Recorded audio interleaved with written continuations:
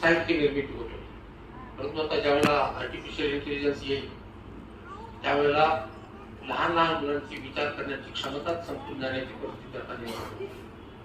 आज जर तुम्ही पाहिलं तर चॅट जीपीटी नावाचं एक ऍप आहे. कुठलीही अडचण तुम्ही त्याला तिथे तुम्हाला लिहायची गरज नाही, काही नाही. तुम्ही फक्त त्याला सांगा की माझी तक्रार आहे, इथं 150 खुर्च्या खराब आहेत आणि सीओला मला तक्रार करायची, तुम्ही इतकंच सांगा. एका सेकंदामध्ये ते पत्र टाईप होतं. तुम्हाला लिहायची गरज नाही, वाचायची गरज नाही, काही नाही. तुम्ही एखादी तुमची अडचण सांगा की मला आता ही अडचण आहे आणि या अडचणीमध्ये माझं काय सोल्युशन असेल. तुमच्या समोर फटकन एका सेकंदाच्या आत 5-7 त्याचे पर्याय आहेत. याच्यापैकी तुम्ही काय करतो. अशा पद्धतीने जर टेक्नॉलॉजी वाढत गेली तर आपली विचार करण्याची क्षमता, आपली लिहिण्याची क्षमता आणि आपली वाचण्याची क्षमता ही सगळी पुढच्या काळामध्ये संपून जाणार आहे आणि ही अतिशय चिंतेची बाब आहे. आणि अशा काळामध्ये यशवंत प्रतिष्ठानची लोक हे 15 वर्षापासून हे अतिशय यशस्वीपणे ही व्याख्यानमाला या ठिकाणी दरवर्षी चालू आहे. पैशाच्या अडचणी असतात, लोक येत नाहीत, श्रोते येत नाहीत.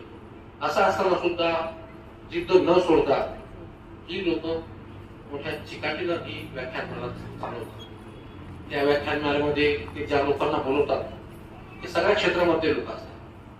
कृषी क्षेत्रामध्ये लोक असतात, उद्योग क्षेत्रामध्ये लोक असतात, साहित्यामध्ये लोक असतात, आध्यात्मिक लोक असतात. सगळ्या क्षेत्रामध्ये लोक ते बोलवतात आणि त्यांना बोलवल्यानंतर 1-1.5 तास त्यांचं जे प्रबोधन असतं ते ऐकण्याचा आनंद ते आपल्याला मिळवून देतात. आज आता आपले विलासराव इथं आलेले, त्यांना एक अतिशय सुंदर अशा प्रकारचा टॉपिक त्यांनी दिलेला आहे.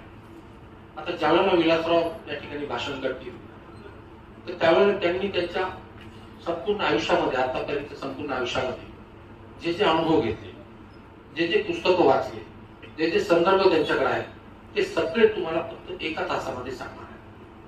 आणि अशा प्रकारचं संबोधन हे आपल्याला इतक्या थोड्या वेळामध्ये फार क्वचित अशा प्रकारे मिळत असतं. त्यामुळे मी यशवंत प्रतिष्ठानच्या जे सर्व सक्रिय सभासद आहेत त्या सर्वांना मी शुभेच्छा देतो, त्यांचं अभिनंदन करतो. आजच्या या कार्यक्रमाचे अध्यक्ष म्हणून माझे मित्र संजय लाखे साहेब आहेत. सामाजिक क्षेत्रामध्ये असो किंवा राजकीय क्षेत्रामध्ये असो ते नेहमीच अग्रगण्य राहिलेले आहेत. आता ते माझ्या पक्षात गेले, तुम्ही मी ज्या पक्षात होतो त्यापेक्षा ते नाही. ते गेले आणि मी पक्ष सोडला. बघा त्यांचा पाय होता.